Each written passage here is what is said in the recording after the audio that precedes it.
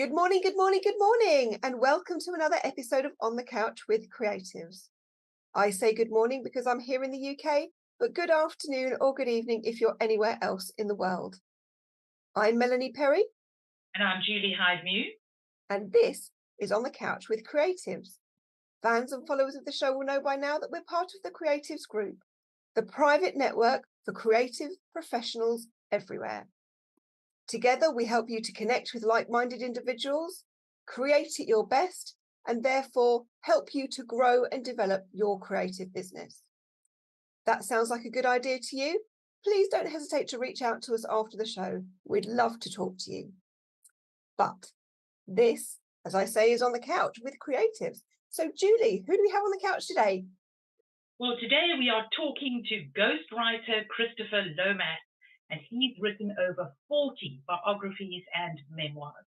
Just to give you an idea of the caliber of work that he does, he was the ghostwriter of the Amazon top 10 memoir, Love Interrupted by Simon Thomas. But Christopher helps anyone to tell their story and has also ghostwritten many self-published books. Let's get him on the couch so we can hear more about what he does. Hello, Chris. Welcome to On the Couch with Creatives. Lovely to see you. Hi, Julie. Hi, Melanie. Nice to see you both. Thanks for having me here. Well, it's an absolute honor. You've worked on so many interesting books, and we want to know all about those. But could we start off with how on earth did you become a ghostwriter? How did it all start? Yes. Well, it started in the drains for me, actually. When I left university, I got a job on a trade magazine about drainage and wastewater. It was called Drain Trader, and it was featured on, I think, the very first series of Have I Got News for You here in the UK. And I used to write company profiles and do lots of interviews and product reviews and things like that. And through the course of doing lots of company profiles and meeting business owners and talking to people about their companies and their customers, I started to get a feel for developing stories, finding the human interest in some of the stories I was writing about. And so I did this job for a while and then went freelance as a copywriter. And I spent a lot of time writing company profiles and features and advertorials. And sometimes people would ask me to write speeches for them, and I would be asked to edit material which they'd worked on as well. So I was building up a nice portfolio of bits of writing covering lots of different areas and different kinds of writing for different audiences. And the longer I went on, the more work I did in different industries and across different sectors.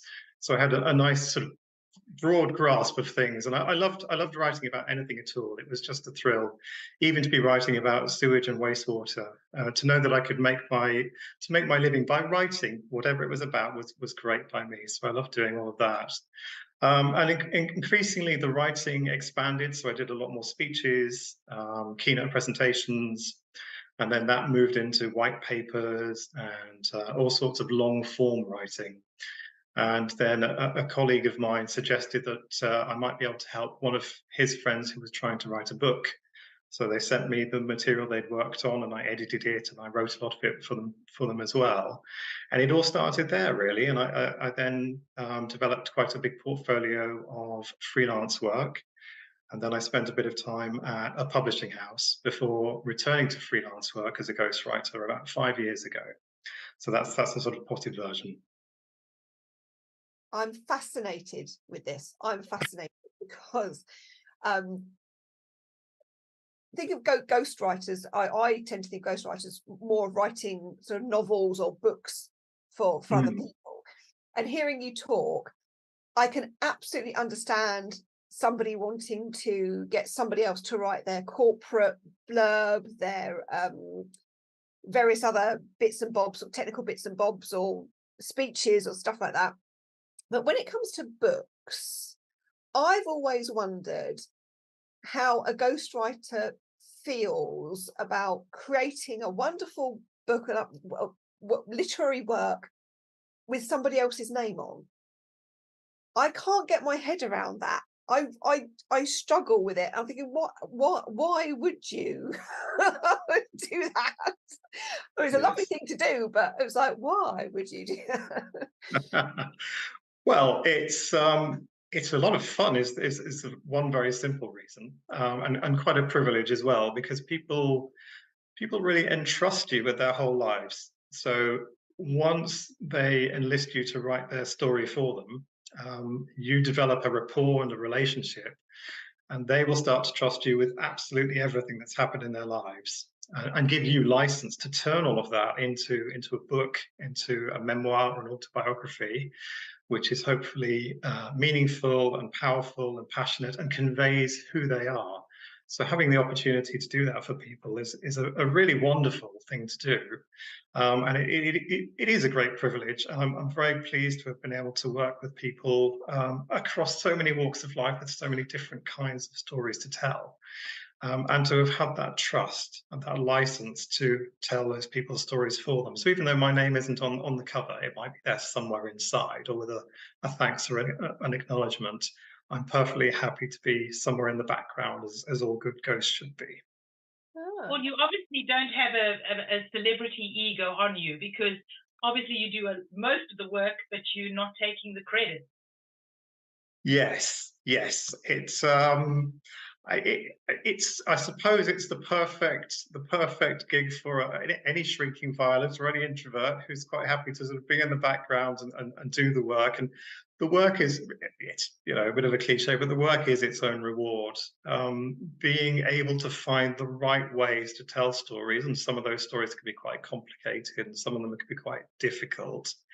But finding ways to do that, which makes the named author proud and happy, and that their family and friends and potentially the wider public recognize as being authentic to that person, that's such a satisfying thing to do. So when it goes well, which it does most of the time, fortunately, then that's a great thrill in itself. I mean, maybe one day I'll write my own book with my name on it, but not yet. I was going to ask you, have you never been tempted to write? You're not old enough to write your own memoirs and things yet, are you? You've got a good few years before you can make that decision. Yeah, it would be ironic, wouldn't it, if I wrote all these books for other people and never wrote one for myself. It's in the back of my mind. I'm sure I could write an interesting book. It has been done. Another couple of ghostwriters have written books about their experiences as a ghostwriter. And obviously, lots of interesting things have happened, and I've met some very colourful characters along the way. So there's plenty of material there for a book, and just you know, my own life story. I know a lot of the people that I work with are writing stories for their family, for their children. Sometimes they're writing for children they haven't met, haven't been born yet. They're not even a twinkle in the eye yet, but they know that, you know, at some point down the line they won't be around, and their grandchildren or great grandchildren might have questions about them. So I can see myself writing a book for those people yet to be born, perhaps, maybe charting all of my embarrassing moments, my many mistakes along the way. So you must have met quite a number of well-known names in your career. Yeah, there've been a few. Of course, one of the other difficulties of being a ghost is that you often have to sign waivers and non-disclosure agreements, depending on who you're working with, because obviously not everyone wants it publicly known that they had any assistance writing their book. Although I think that's changing. I think there is a move now to acknowledging ghostwriters as a viable and legitimate practitioner that helps people tell their stories. So I have met a few, and I've met some very good ghostwriters along the way who are quite well known as well. And it's an interesting occupation in that you really do get to meet some very famous people, and you get to meet lots of everyday people as well. I use that term loosely, and it's a nice mix. You know, I derive just as much, if not more, enjoyment from working with everyday folks like myself who have interesting stories to tell, who want to preserve a legacy for whomever it may be. Or often I'm working with people who have survivor stories to tell, people that have been through some traumatic event or have suffered with health issues or mental health issues, and helping them to tell their stories, with the intention often of helping their readers learn from the paths that they've been on and the progress that they've made. So rich or poor, famous or not, all the stories are so fascinating. So it's nice to have that mix, really. Yeah, they are. I worked, and I do have another branch to my business as a videographer called My Childhood Film, which is a similar thing of interviewing older people before they depart this mortal coil, and putting together imagery and photographs from and getting their stories in an interview type format. Because okay, when you're young, you go, oh, that's boring, but as you get older and you have children of your own, your history becomes really, really important. And there are so many people who I've spoken to in the past, oh, I wish I'd listened. I wish I'd listened when my mother, grandmother, aunt, uncle wanted to tell that story. Because if these stories aren't captured either, on film or in a book, once that person dies, it's gone. You can't get it back. Yeah, it's absolutely true. Yeah, I was working with somebody. Sorry, go on. But there's no worse thing to when it has gone. Think, I wish I'd listened. Yeah, it's one of those horrible things, isn't it? When you go to a funeral, you learn so much about people you thought you knew, and it's a similar sort of thing. And you think at that point with great regret, why didn't I know this? Why didn't I hear these stories before? And I've been working with a lady recently, and she had this great sense of trepidation that although she wanted to tell her story and preserve it, the big question was, well, I'm no more special. Who is going to read it? And I think the answer in a lot of cases is that there is a lot of social history in these stories as well, because her story charts her experiences growing up in Nottinghamshire, where I live, in the 40s and 50s. And there'll be a lot of people of that who grew up in that generation who will really relate to some of those events. They will understand some of the things she's talking about in the way of life which we don't have now. And for people looking back at that from this generation, some of the things she talks about seem almost alien in comparison to the way we live now. So there's that element as well of preserving a way of life which just doesn't exist anymore, which is quite interesting also. Yeah. The fascinating thing is that when my mother was telling me stories about her childhood, she would talk about the lab at the bottom of the garden. I go, what? You didn't have flushing toilets? And she was not from a poor family by any means, but they didn't have inside toilets. And that is almost inconceivable to people nowadays. Yes, no, I've spoken to lots of people, and the inside and the outside toilet, moving to a house with an inside toilet is a big sort of red letter day, and it often crops up in people's stories. All sorts of things, doing the washing in the house and hanging it over the fire, and putting hot bricks in the bed. All of those sort of slightly bygone era things, which would be lost if we didn't preserve them this way. And there's so many little sort of local quirks as well, which I think are fascinating, and little turns of phrase and idioms which we don't necessarily have anymore. So they are still being preserved and protected through the medium of these books, which is a good thing. Yeah, absolutely, absolutely. And that's a really important one in terms of language, because language is changing really, really quickly.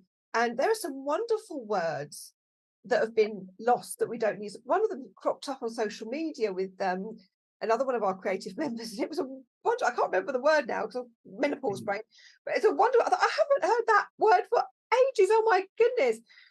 And I just think that going forward, all of this rich history, and my son gets absolutely, like, he cannot get his head around that I lived in a world before YouTube or the internet or mobile phones, and the phones.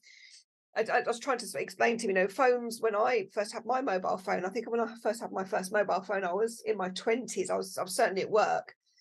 And it just phoned people, it phoned me. And he's like, what?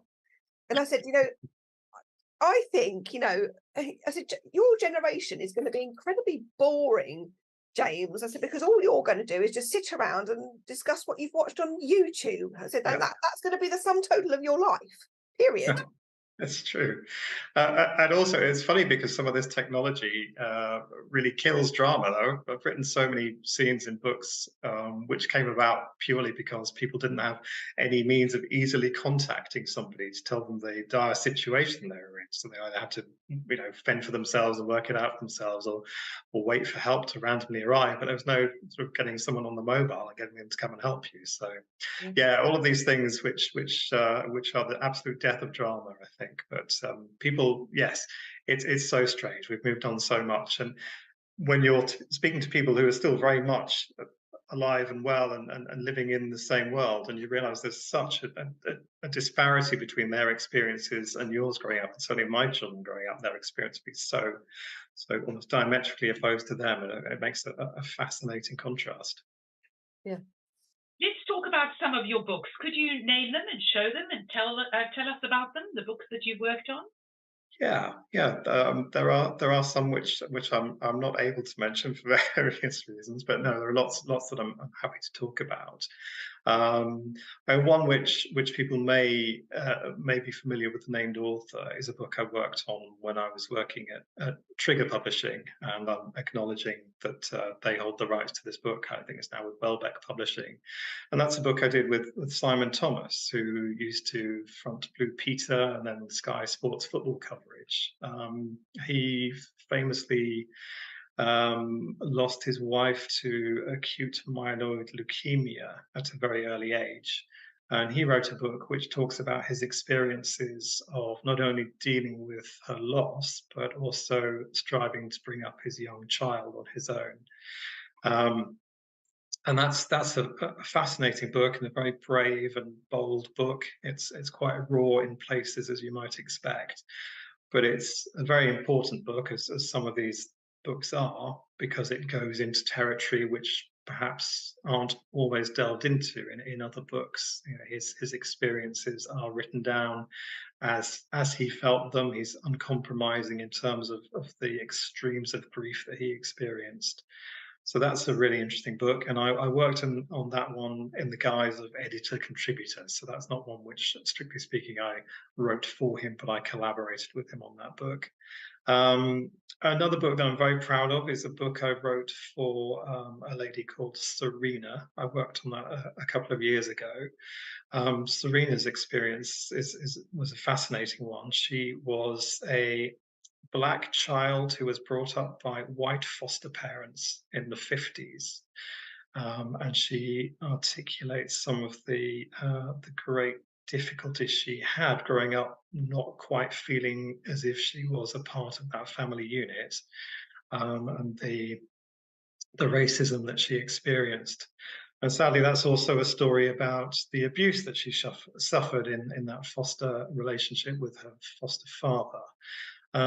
But the book is nevertheless a very bold and ultimately a very courageous book. It's one which Serena is clearly the winner. She writes in such a winning, positive way. It's shot through with her humor, sometimes black humor, and Serena really shows how if you have the mental fortitude and you have the right people in place to help you, you can overcome so many things as she did. And one of the great sadnesses, and again, this goes back to what we were saying earlier in terms of the need and the necessity really to write your story before it's lost. So while we were working on the books, Serena was sadly diagnosed with cancer. And she actually died before the book was finished. We had got to the point where we were pretty much just proofreading and everything was almost finished. And I spoke to her very shortly before she died, and the one, well, I won't say the one thing, but one big thing that was keeping her going was the thought that her book would survive her. She knew that her story would be out there. People could read it and think of her and remember her, and hopefully to learn from it as well. So that's a great story. That's called Up to Me. I'm very proud of that one. I've worked on a number of books recently with people who have had head injuries as well, actually. I worked on one not so long ago by a gentleman who was a triathlete. He worked as a doctor, but he did various triathlete competitions in his spare time. And he was knocked off his bike in the pursuit of a triathlon, actually, and suffered severe mental difficulties as a result of the fall, as well as physical difficulties. And his book is assembled really from some of the blogs which he wrote, charting his recovery. So he had tens and tens and thousands of words of blog material, which I went through and I refined it and I sifted through it and I edited it and we reformatted it and we turned that into a very interesting book. And again, that's a book with a very important purpose for people who may have experienced something along those lines, or have family or friends who may have experienced something similar. Again, it's got a very important purpose in terms of showing people that there is a path through recovery, no matter how difficult that might be. And that there is some sort of light at the end of the tunnel and a life worth living beyond the initial experience and the trauma that he went through. So that's another one that's, I think, quite important. Gosh, I've worked on a book with a hostage negotiator, and I've worked on a book with a gentleman who is charged with the responsibility of freeing people who have been removed from their family unit by an estranged husband or wife. So he had a very exciting story of his journey to Japan, where he was enlisted to retrieve a child that had been effectively stolen by the other parents. And it reads like the most extreme fiction, but it's all true. So that's an interesting one. There have been so many, and I'm working on another interesting one at the moment with a chap who spent many years of his life on drugs and in jail, and we're still at the interview stage on that one. There are so many interesting stories about how he has been trying to turn his life around, and the many colourful characters that he's met along the way. So that's one that's in progress at the moment. So I think in all I've worked on 40 plus books now, so probably too many to mention, but all sorts of very interesting titles for a wide range of people. Yeah, it's been very entertaining. It sounds it, and I'm a very emotional person. I emote and I'm very empathetic, and that's why I do have to be very careful with what I consume, because it stays with me and I'll cry buckets over a book or over a film. And my husband, who's a lot more stable, shall we say, than I am, emotionally stable, and I can be crying buckets on, especially things that involve children or animals, or as a mother, you know, I saw the program called The Killing with what's his Nesbitt, James Nesbitt in, and I was in pieces. It took me months to get over that little boy died, and the end of it was just so awful, because it was so kind of ordinary, and I was just in floods of tears. And my husband, whenever I get like this, Melanie, it's just a story. I said, it's not though, because stuff like this happens all the time, you know, and it doesn't. Like you say, you read these things are actually real life, and you wouldn't fathom that these sorts of things, awful things, go on. And you know, I can't. That's why RSPCA adverts come out. I couldn't work for the RSPCA, because I would be in tears all the time and then going out killing people, because I'd be like, how can you do that to your dog? You know, I couldn't cope with it. How do you cope with it? How do you cope with those emotions then, Christopher? Or are you more or less empathetic? Well, I think the truth is that my skin has probably hardened the longer I've done it, which is not to say that I'm unsympathetic now, but I think when I started, I suppose a good example is that I worked on a book about postpartum disorder and some of the issues around that, and some of the people were talking about the difficulties that they had after the birth of their children, and I remember feeling the weight of their experiences.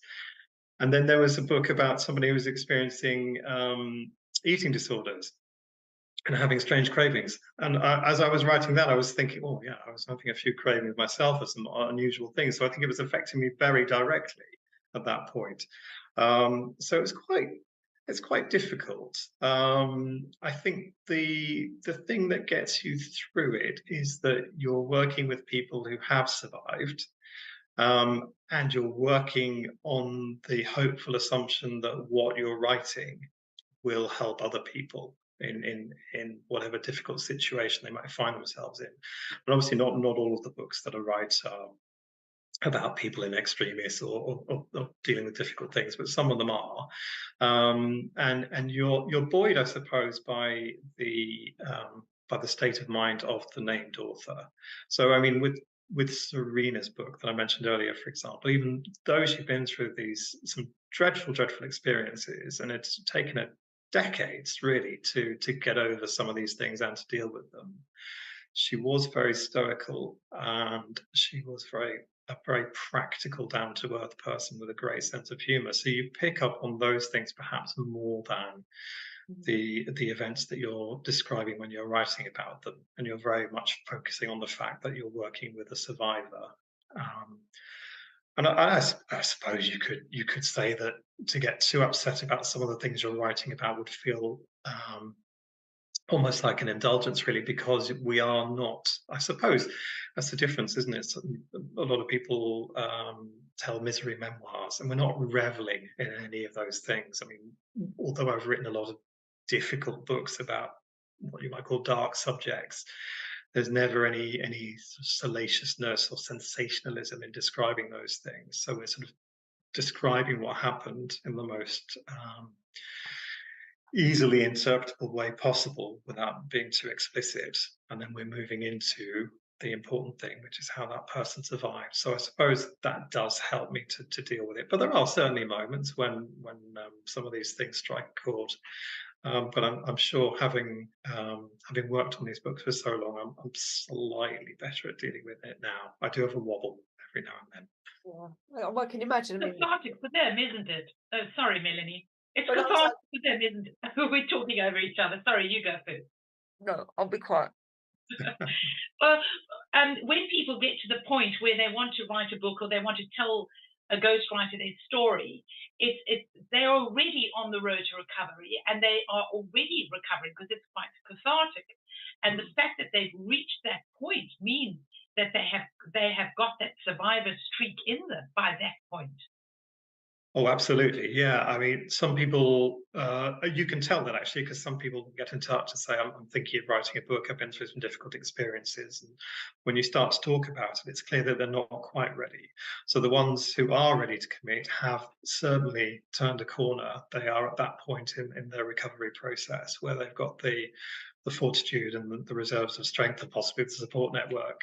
And they are able to deal with it, because I have to be quite stringent in making sure that the people are able to tell their stories truthfully, because that's the big thing. You can skirt around some issues without really talking about them, going into them. But my job as a ghostwriter, sometimes difficult as it will be to make sure I understand what happened and how it happened and why it happened and what the repercussions were. So all of that means it can be quite a difficult process for people who are talking about difficult events, because I will need to interrogate them about those events in the most sensitive possible way, certainly. So when they're ready to do that and they're able to have those conversations, then yes, you know they are ready. And telling the story is, for many people, it is almost drawing a line under that part of their life. A lot of people do choose to write a book because it's almost like saying that's the end of that phase of my existence. I'm putting it out there. This is my truth. This is my experience, and now I'm moving on with the rest of my life. So it does help with that. You may now talk, Melanie. Thank you.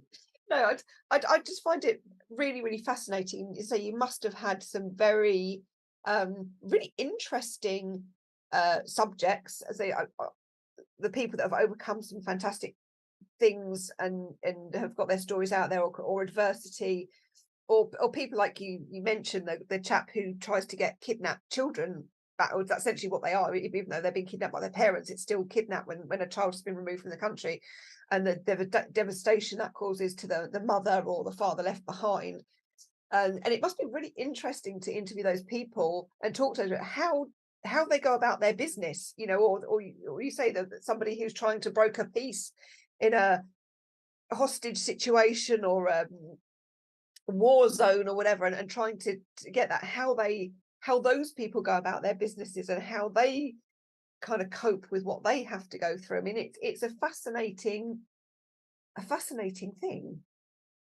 Yeah, it is, and I sort of dip into lots of different people's lives and sort of, without being too fanciful, almost inhabit some of what they're going through a little bit as well.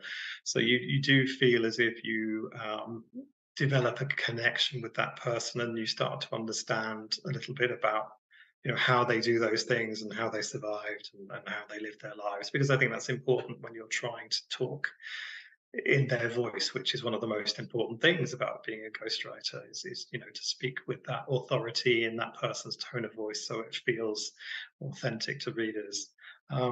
So yeah, you get immersed in these other kinds of experiences and other existences, and it is fascinating to find out so many things about ways of life and professions and undertakings that I've never had any knowledge of before. So it's yes, it really is. It is such a varied, eclectic mix of things. Now, as you've intimated, you've worked on various biographies of quite famous people, or people we would certainly recognize if you told us about them. How do you feel when you are ghostwriting a biography of a famous person or well-known person, and you know they are talking rubbish? Ooh, They're making up stories. It's their truth. It's not the truth. You know, like Prince Harry's affair. yeah, There was so many factual errors that were picked up so quickly. I mean, how do you deal with a subject who, by the very nature of their celebrity, has probably got a huge big ego and doesn't like being told what to do, and then you say, whoa, whoa, whoa, what you're telling me is just so not right because it's historically incorrect. How do you deal with that? yeah, it's certainly very sensitive. You're right. There are, I suppose, a couple of things. I mean, you depending on the way you phrase some of what's said, because obviously you're rarely doing a verbatim transcript of the conversations you've had, because that just doesn't work. So you can phrase it in a way that suggests that, you know, from my perspective or through that person's lens, this was their take on it, and that's fine. You can certainly do that. Another thing is, it's sometimes incumbent on a ghostwriter to push a little bit, because obviously you're there to serve the client and tell their story in the way they want to. But if they are coming out with outright falsehoods, or coming out with something that might be defamatory, or broaching a sensitivity, then you can push a little bit and suggest that there might be another way of tackling that part of the story. And there are some difficult conversations we had. And of course, the more you work with your ghostwriter, the more you're able to build up that rapport and that trust. And invariably, people will trust your instincts, because they understand that although you haven't lived their life, you have written books about so many other people's lives that you're able to do it in a way that works. And I suppose, above all else, especially with people who are looking to be published, some of the people I work with self-published and some are published. But if you're getting published, they will respect your understanding of how that process works, and they'll take it on trust that you can make their book more accessible. And you're thinking always about the reader. So if we are saying things which are just going to irritate a reader because they know they're not true, or they're going to stick out like a sore thumb, then it is going to interrupt the flow of the reading experience. It is going to take away from the verisimilitude of the thing. So all of these things are very sort of practical, rational things you can say to your client to sort of steer them around to saying something in a different way. Have you ever, talk about darling Prince Harry, have you ever refused a client or called a halt when you're going with Harry? If I was a ghostwriter and Prince Harry was coming out with this stuff for spare, I think ethically I would have had to say, well, I can't do this. I No, can't he write did. this book. The ghostwriter of Spare did. He walked off halfway through. He did. Have you ever done that? If someone's read it like such a load of twaddle, and you think, I can't put my name. I don't want my name anywhere near this. Yes, only once to date, and that was very, very early stages with a client, and I just didn't think we were a very good fit, and their take on life and mine did not match. But it's interesting because I do keep telling people that having part of the joy and the difficulty of being a ghostwriter, I think, is that you are going to work with so many different kinds of people. And by the law of averages, you're not going to find a great rapport with all of them outside of work. You can develop an excellent working relationship, but these might be people with whom you have nothing else in common, no sort of political similarities or attitudes to life, maybe completely at variance. But you can normally still work with them.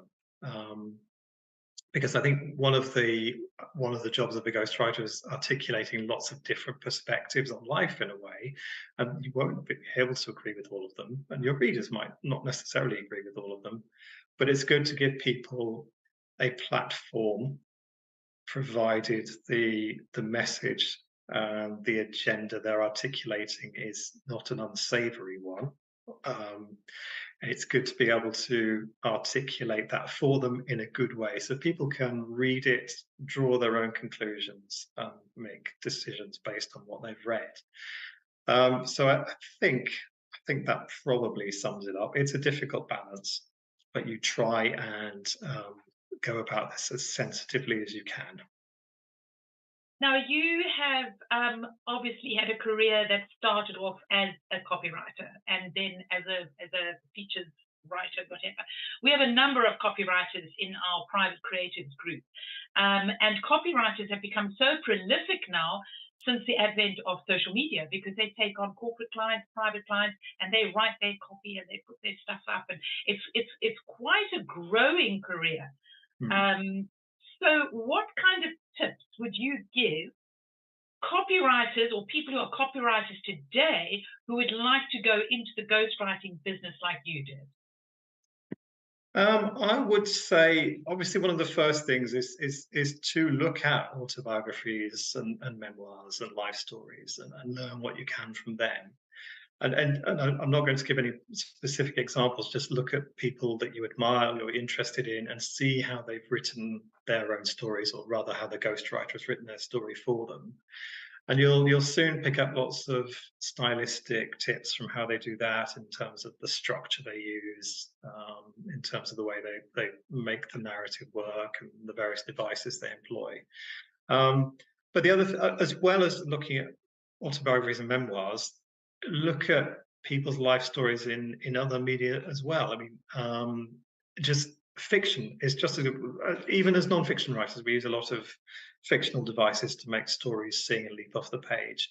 So whether that's from books or TV or films or whatever it might be, and look at characters' journeys and how they're presented, because you can learn so much from that, I think.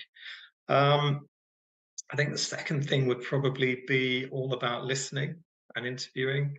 If there are any interviewers you particularly admire, whether that's in newspapers or television or radio, study the way they extract information from the people they're talking to, and the way they sometimes cajole or coax information, the way they build up trust. And the way they listen to what their interviewees are saying. And as most copywriters will probably have this as a skill anyway, because it's a very important part of the job. But I think one of the first things I learned years and years and years ago was it's not about being a good writer. It's part and parcel of it, but you need to be such a good listener, because it's easy to go in with a series of prepared questions based on who you think the person is and what you want to know. And very often the little nuggets of information which they sort of casually toss into an answer is where you need to be going. So you need to be able to hear that and come back to it later. So that's probably something that we all need to work on developing, I think. And the third one won't really surprise anyone, and it's all about building a portfolio. But it's very difficult. How do you build a portfolio if you haven't got a portfolio to start with? It's the age-old thing. But any writing that you've done is good. But if you really want to work on memoirs and biographies, find someone, even if it's someone in your family, find someone who really wants to tell their story and help them tell it. Or work with a ghostwriter locally, see if you can do some ghosting of a ghost, and do some work for them to help them. Just get something in your portfolio that you can show to people. I've written this, and then the more you have, the more variety you've got then to show people who I've written in this tone of voice and this tone of voice, and the more the merrier, and that will help. Wonderful, very, very good tips there. And I guess the other one would be just keep writing. You've come a long way from sewage, haven't you, Christopher? I hope so. I think the stench of sewage is forever there, but It's forever there. Okay, Christopher, we are now at that time of the show where we are going to dig into your psyche. You spend your life in other people's heads. We're about to delve into yours. I'm going to hold up my lovely cards and run my finger along them. So pick a card. Stop. Lovely pointy one on the corner, yeah. Okie dokie, let's see what you picked. Oh, quite apt for what we've been talking about. You picked courage. So, as we're creatives, we're going to ask you about the value of courage creatively. So, what does courage mean to you?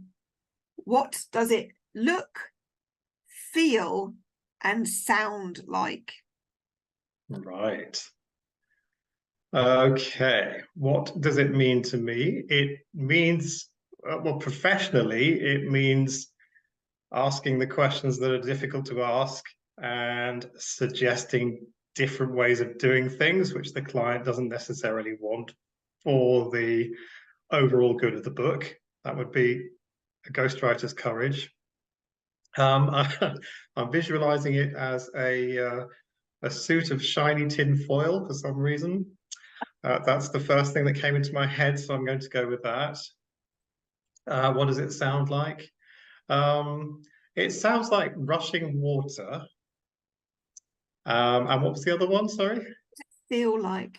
What does it feel like? Oh, it feels like you've had about a dozen bowls of ready break.